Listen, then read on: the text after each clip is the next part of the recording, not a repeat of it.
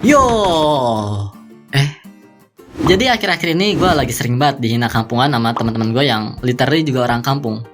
Gue nggak tahu kenapa mereka bisa menghina kayak gitu.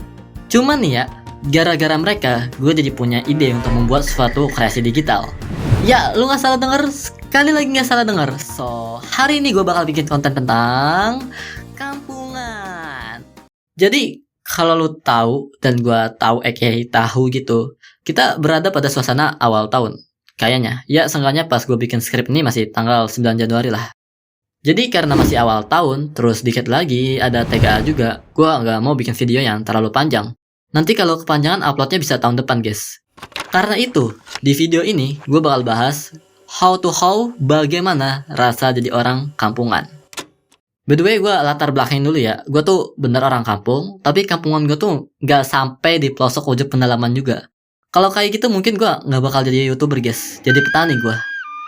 Oke. Jadi bagaimana rasanya jadi orang kampungan? Ya sebenarnya sih biasa aja sih. Malah menurut gue malah lebih asik gitu. Ya karena biasanya kalau di kampung tuh banyak banget anak-anak kecilnya. Kampung tuh rame guys. Enggak kayak di perumahan yang biasanya jam 8 malam udah kayak kota mati. Kalau di kampung gua tuh jam 8 malam tuh Open Gangnam Style. iya bisa dilihat sendiri lah ya. Di kampung gua tuh ada sebuah peraturan tidak tertulis gitu. Normal lah istilahnya. Kalau misalnya belum jam 11 malam, ya berarti masih main. Yang which is masih rame. Ini sebenarnya plus minus sih. Nanti minusnya bakal gua kasih tahu di akhir. Plusnya tuh ya, setiap kali gue bergadang bikin konten, gue nggak merasa sendiri gitu. Ya, seenggaknya apa ya, jam 11 malaman gitu. Dan juga ya, kalau di kampung tuh masih kental banget sama yang namanya kerja bakti atau gotong royong. Biasanya nih, lihat jalan bolong dikit aja, langsung bekerja. Saking gotong royongnya ya, ada satu momen di mana ada satu tanah kosong di kampung gue yang tiba-tiba dan spesiali langsung disulap jadi lapangan badminton. Jadi di hari Minggu, kayaknya ya, gue udah lupa soalnya udah lama banget. Semua masyarakat kampung gue tuh rame-rame gotong royong buat bikin lapangan badminton. Dan ini tuh ya, bikin penglihatan gue tentang kampung tuh berubah drastis. Dan gue nggak bohong ya, 100% gak bohong. Mereka gotong royongnya tuh rapi banget gitu. Udah kayak profesional gitu. Ada yang bagian bawa-bawa angkutan bahan semen segala macamnya. Ada yang bagian yang ngaduk semennya. Dan ini sih yang paling gue respect sih.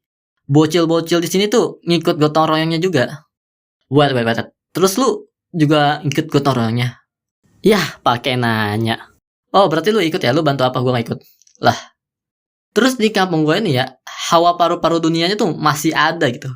Masih ada banyak pohon, banyak tanaman. Pokoknya masih ada kata asri-asrinya lah. Tapi seperti kata dunia, tidak ada kata indah yang gak punya sisi buruknya.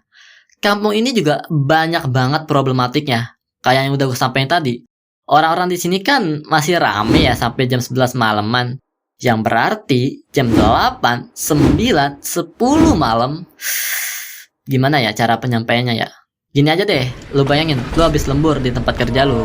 Terus lu pulangnya kan sampai rumah tuh udah jam 11 malaman. Karena lu capek, buru-buru lah tuh lu ke kasur.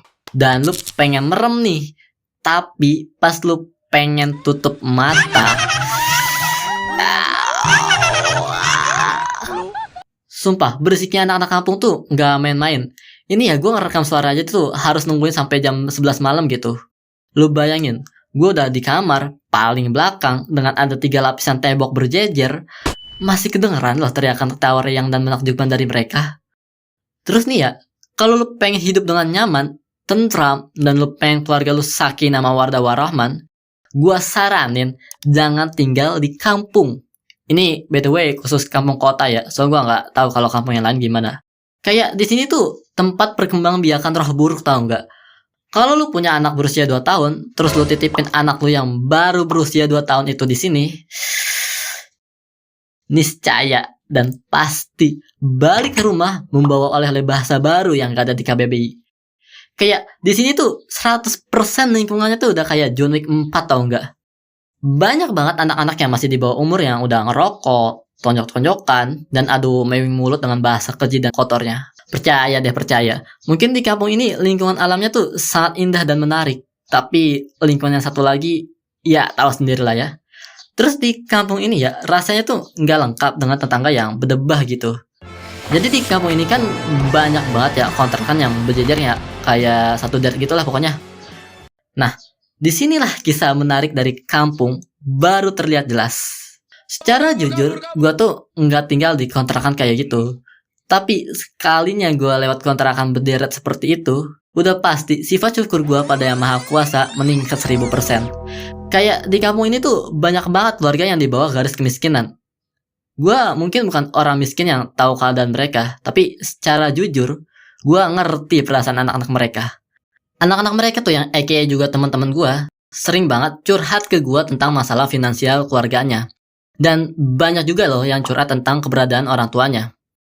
Gue sedikit merasa iba ke mereka dan gue juga kesel gitu dan keputusan kedua orang tuanya yang maksa banget punya anak. Gue banyak banget lihat teman-teman gue yang duit jajannya tuh cuman 5.000 rupiah dan itu by the way bukan uang jajan sekolah doang ya, tapi uang jajan sehari gitu. Tiap hari gue lihat ada teman-teman gue yang beli nasi padang 1 bungkus untuk sekeluarga dan gak jarang loh yang gak bersekolah. Di kampung ini juga ya, chance untuk bisa hidup sejahtera tuh terlampau jauh. Gapnya tuh besar banget antara si kaya sama si miskin. Gue banyak banget ya punya temen yang bener-bener hampir di bawah garis kemiskinan. Sampean ya, kalau lu masih menganggap remeh hal ini, lu bisa bayangin, di sini nggak masuk sekolah negeri, berarti lu putus sekolah. Yang berarti, kalau lu putus sekolah, lu harus nyari nafkah buat diri lu sendiri. Gue nggak bohong ya, banyak teman-teman kampung gue tuh yang putus sekolah. Terus mereka tuh kayak terpaksa menahan kejamnya dunia. Ada yang jualan es ribuan, ada yang mondar-mandir jadi kurir paket, padahal belum punya SIM. Sampai ada keluarga temen gue yang hancur gara-gara orang tuanya tuh putus hubungan. Dan ini tuh bukan lingkungan yang baik kalau destinasi lu punya keluarga yang harmonis. Ini gue ada satu cerita lagi ya, yang mungkin bisa menggambarkan lah seberapa pahitnya jadi orang miskin di kampung. Waktu itu ya, gue lagi asik bermain bola di sebuah lapangan sekolah bersama teman-teman gue.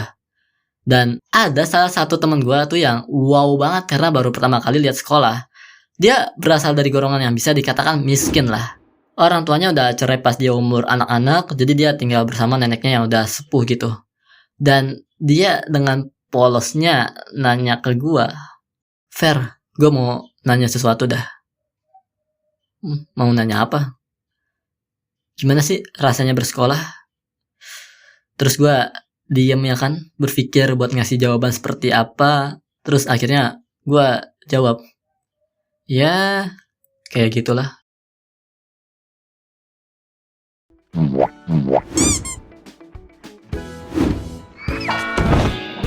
Halo. Akhirnya videonya selesai juga. Gila, gue capek banget cok akhir-akhir ini, sumpah demi dah.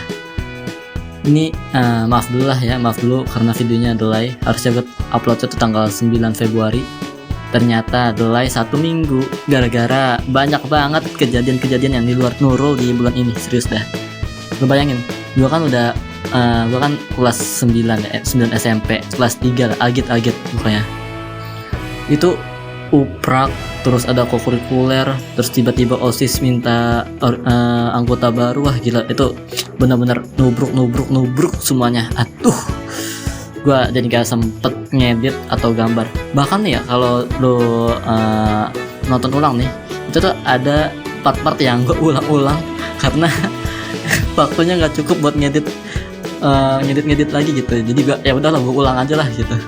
Terus ada background yang belum selesai sebenarnya, tapi gue ya udahlah ngedit aja lah gitu karena waktunya nggak cukup ternyata. Dan itu sayang banget, gue land art itu udah gue tinggal gue warnain doang itu, ternyata nggak cukup waktunya. Ya udahlah.